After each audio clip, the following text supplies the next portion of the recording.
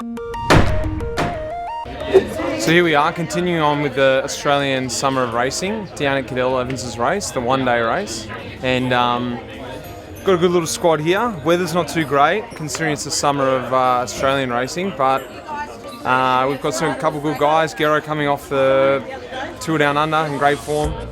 Little fella here winning every other race that there is possible. So I reckon we've got a good chance today. What do you reckon, Caleb? Yeah, I reckon we got a good chance. Simon's on fire, as we saw it down under. Their course suits him pretty well, and then hopefully for me it's actually quite easy around the course and it comes back to a bunch sprint. And how good are the slices? Yeah, they're bloody tasty, yeah. Where did they come from? Yeah, hey Mitch, have we got to give your podcast a plug, mate? Yeah, and if you're sick of watching these backstage passes and you want to just listen to something, have a listen to lifeinthepeloton.com. It's about to take off, me just chatting to whoever, so have a listen. How you recovered from down under? Yeah, great. What are you laughing at? You weren't there. No, it was good to get home. Pretty quiet Australia Day. Tried to head down the beach. It was a bit wet, but back on the job here, and this will be my last race for a little while before we head to South Africa. So, yeah, good chance to give it everything, and I think I've come out of down under with some good form, so ready to rip. Yeah, this and then the Sun Tour, and then off to training camp in South Africa. I just had Jack over there. He's got quite a voice on him, doesn't he?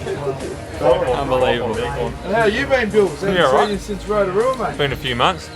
Yeah? Continued on with the extreme activities for a little bit longer after you came. Yeah, I heard there was a rafting incident. Oh, yeah.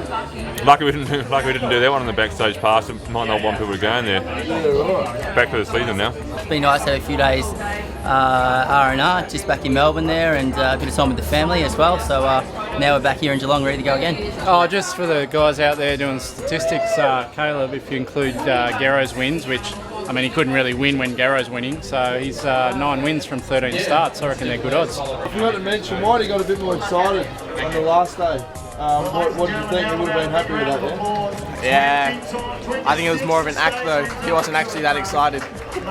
You reckon? Yeah, I was an act for sure, yeah. To be fair to Whitey, Gerro won as well that day, so I don't know who is he more excited for. No, that was pure excitement, emotions coming from the heart. We were so rapt that he got it that day. Go-GreenEDGE!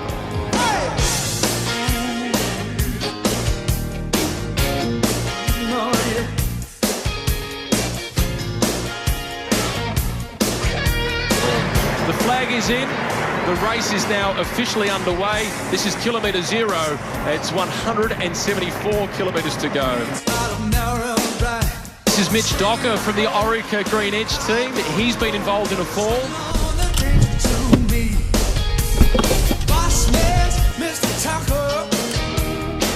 Yeah, they got round Mitch sitting in the middle of the road there.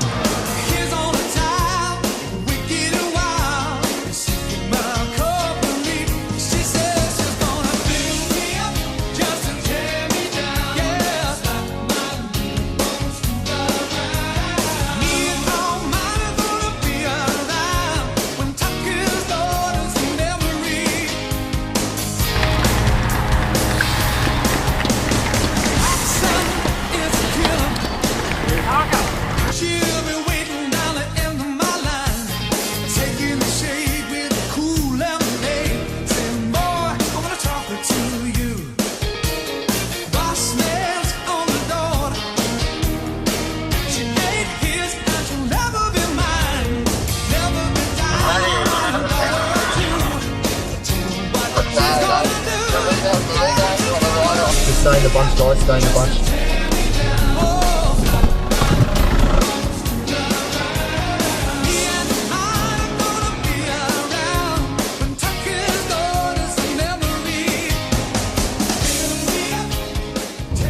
Yeah, so the day so far has gone really well to plan. We had a group of 6 guys go up the road. They didn't get more than 6 minutes. And Mitch and one guy from Trek have been chasing. Had a bit of bad luck with a couple of crashes with Mitch and Caleb, but they seem okay. They're back on the bike, obviously, and in the bunch. So just hitting the circuits now and expecting a bit of fireworks. This is Jack Haig who's going off the front. Last year, Cadel, he finished second in the Tour Avenue, which is known in cycling as the crystal balls of the Tour de France. This is a guy that we'll be talking about for a long time to come. We go back to the World Championships. We go past exactly through here. This is a pretty exciting time. Just stay together up this time, all right? Don't worry about the attacks, Jack. Just like good tempo up here, mate, and get over the top. Simon Gerrans is in the chasing group. There he is. So this is interesting. Is Simon Gerrans going to wait across the Queen Street Bridge and then have a hit? And he's still in contention to make it one hit across the bridge, across to someone like Kenya. They're not taking as much interest in this as Katusha, letting them try and close the gap. It seems, well, I think they might be holding Heyman to stay with Gerrans and try and provide a lead out. Matty, you just stay with Gerrans, you know what to do. Simon Gerrans' advantage, to have Matt Heyman there will be, I think, enormous. The gap looks like about 13 or 14 seconds to Keno, guys. That's right dead ahead. Peter Kenyuk wins the second running of the Cadel Evans Great Ocean Classic, and what a race it really was. In the sprint for second place, Lee Howard crossing the line.